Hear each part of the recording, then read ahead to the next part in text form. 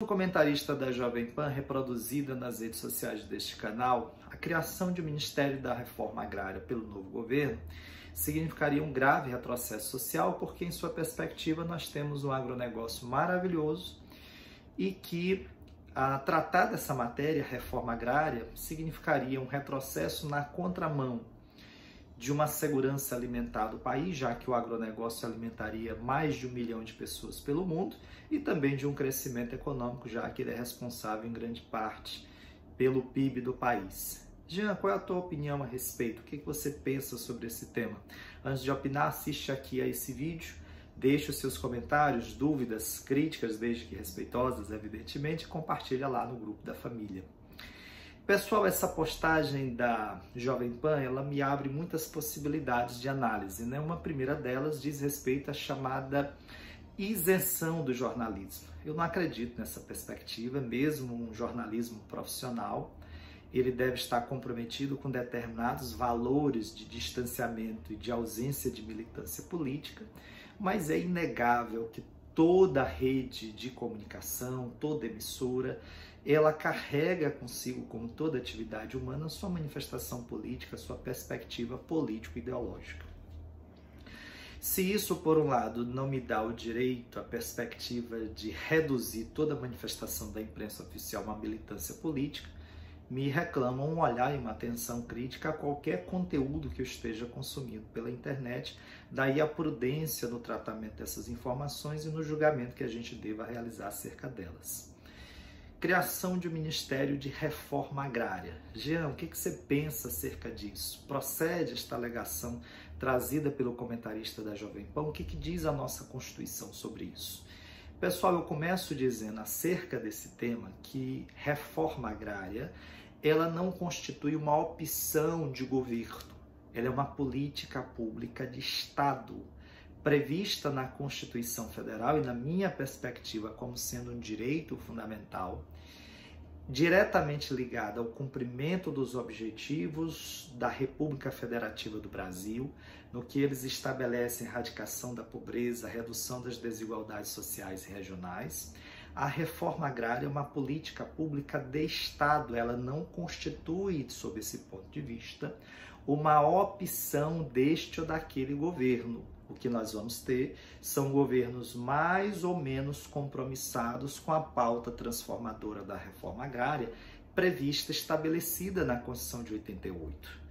Então, sob essa perspectiva, a noção de um ministério para a reforma agrária, ela, na minha avaliação, não é uma opção. É claro que a discussão ali não está apenas na pauta reforma agrária. A discussão ali trazida pelo comentarista está na lógica de um Estado máximo ou um Estado mínimo. Qual é a lógica do Estado mínimo na perspectiva que o comentarista advoga? É a de que o Estado deve ser menor, o quanto menor, melhor, porque desta forma nós diminuímos o aparelho estatal e reduzimos as possibilidades de corrupção e, desse modo, nós tornamos a máquina pública mais enxuta, mais eficiente e mais barata do ponto de vista dos cofres públicos. Onde está, na minha perspectiva, o equívoco desta análise?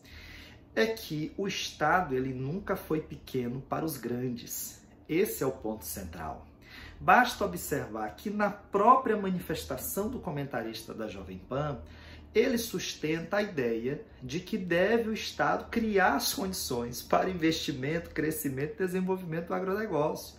Ora, essa perspectiva não é de não intervenção, de puro liberalismo, de absoluta liberdade do mercado. Pelo contrário, é uma perspectiva de forte intervenção e apoio estatal a uma política, a uma lógica econômica muito específica, um ramo muito específico da economia, que é o agronegócio.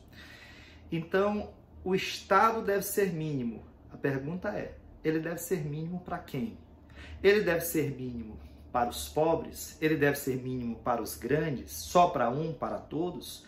Isso é uma questão que não pode ser pressuposta nem escondida na narrativa.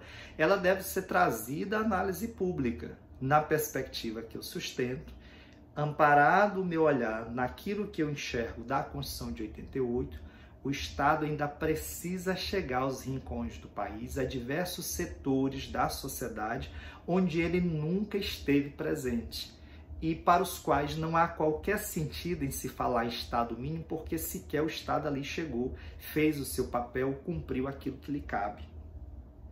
Essa noção de Estado mínimo, ela cabe muito bem, ela faz muito sentido para aqueles setores da sociedade ou da própria economia que já conseguem caminhar pelos seus próprios passos, pelas suas próprias pernas, a exemplo do agronegócio.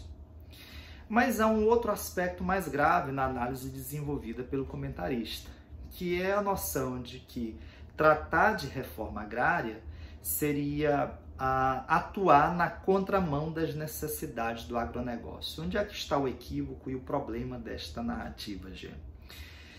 É que ele sustenta a sua ideia sob dois aspectos fundamentais, dois pilares. O primeiro, de que o agronegócio traz crescimento econômico. Isso é verdade. Isso não é mentira. O agronegócio é responsável hoje por algo em torno de 1/3 do PIB brasileiro em termos de produção econômica. Isso é algo relevante, sem dúvida. Só que não nos esqueçamos que esse crescimento econômico nunca significou no país desenvolvimento humano e nem redução efetiva das desigualdades sociais e regionais, menos ainda o combate efetivo à pobreza. Basta que nós nos recordemos que esse modelo estruturado na grande produção agroexportadora voltada para o mercado externo é o mesmo modelo que forjou a criação do Brasil colônia. A famosa plantation, com a diferença que hoje a relação, claro, de trabalho, ela é assalariada, ela não é escrava, muito embora isso não quer dizer que ela não seja precarizada. Esse é um ponto importante. Embora haja um volume grande de pessoas empregadas no agronegócio, nem se compara esse volume de empregabilidade no agronegócio com o volume de empregabilidade existente na chamada agricultura familiar. Hoje, aproximadamente 10 milhões de pessoas, segundo dados do jornal Estado de São Paulo, retirados aí do Ministério da Agricultura, do antigo Ministério da Agricultura, nós temos aí aproximadamente 10 milhões de pessoas atuando especificamente na agricultura familiar. Então, esse modelo, ele traz crescimento econômico. Ele não necessariamente traz desenvolvimento econômico social, muito menos desenvolvimento humano. Por que eu não acredito nele, Jean?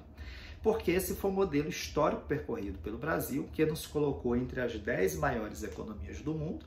Tem uma variação para mais, para menos, mas de um modo geral nós estamos aí nesse patamar, com alguma diferença em função da desvalorização do real frente ao dólar. Mas foi esse modelo que nos trouxe riqueza, mas tornou o nosso um dos países mais desiguais do mundo. E uma boa parte desta desigualdade tem a sua matriz estrutural, tem as suas raízes nas relações estabelecidas no campo. O Brasil nunca cumpriu seu programa efetivo de reforma agrária.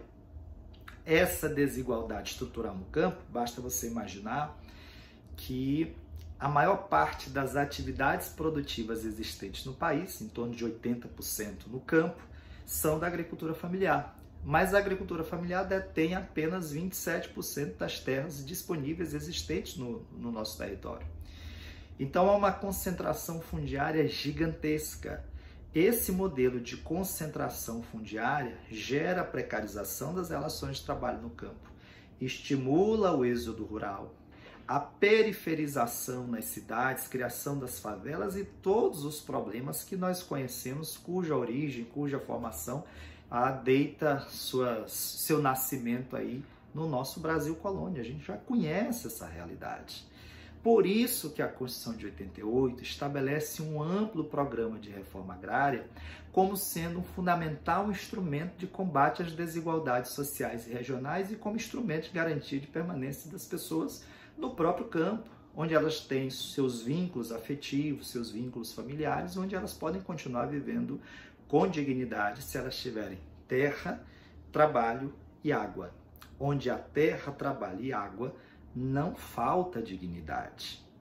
E um último ponto trazido pela análise do comentarista é a de que o agronegócio é responsável pelo alimento de 1 milhão de pessoas pelo mundo. Eu não sei efetivamente de onde se tira esse dado e eu não o nego, deve ser isso mesmo, deve ser algo em torno disso mesmo. Mas não nos esqueçamos de que 80% dos alimentos que chegam à mesa dos brasileiros são provenientes da agricultura familiar. Estou dizendo com isso que a preservação da agricultura familiar ela é uma condição indispensável de segurança alimentar para todos nós. Sem agricultura familiar, o brasileiro vai passar fome, todos. Então esse é um ponto central. Que o Estado dê apoio ao agronegócio, essa é uma questão. Mas antes do grande, é fundamental que o Estado se faça presente com força, com políticas públicas, para trazer igualdade de acesso à terra no interior do país, no território brasileiro, a distribuição dessas terras em condições igualitárias e apoio técnico e financeiro para que a agricultura familiar se desenvolva. E aí que a gente tem uma maior concentração de pequenos e médios proprietários com desenvolvimento econômico-social e não 2 ou 3 grandes exportando para o mercado externo. Essa lógica de concentração, esta sim é que está na contramão da Constituição de 1988. Se a criação desse ministério vai responder a essa demanda e superar esta realidade, esse é um desafio